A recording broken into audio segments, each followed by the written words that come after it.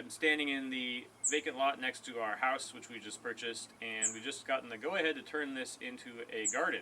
So it's a little bit late in the season to be doing so, but we're doing some garden prep right now. The first step, which is completed, is the weed whacking, and now I'm smoothing everything out. And then Danny is going to expertly lay cardboard over the surface, which is called sheet mulching, and then she's going to weight that down. And then we're going to cover that cardboard in mulch and plant right into it.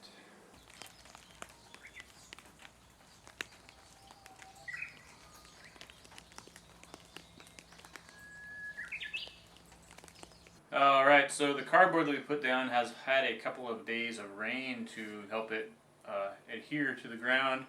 And so we're going to try putting some tatami mats on top of the cardboard for some extra biomass.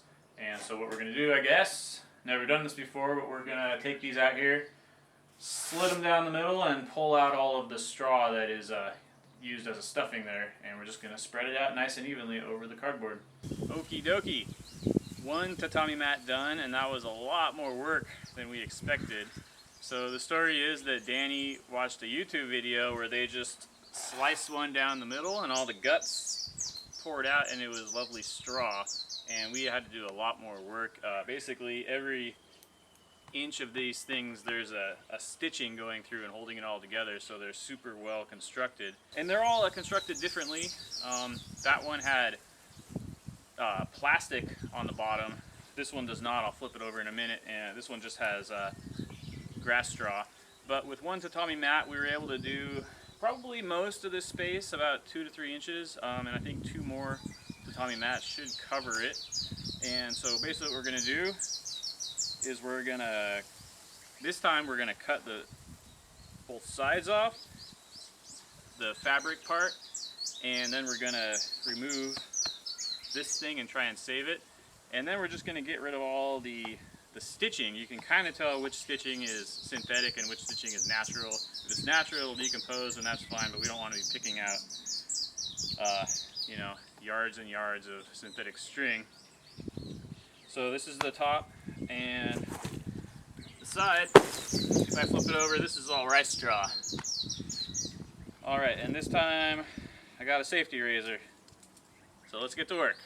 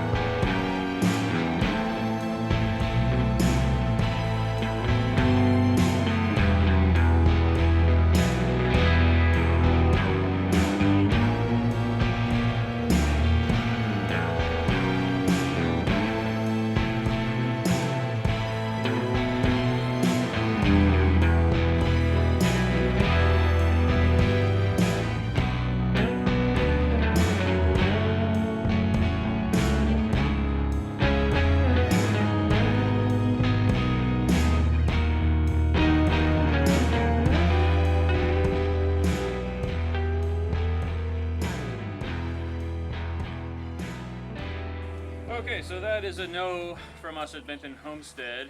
Turns out that tatami mats are really well made, and so they're really hard to take apart. But as you can see, we got enough mulch for this whole area out of 2 of them.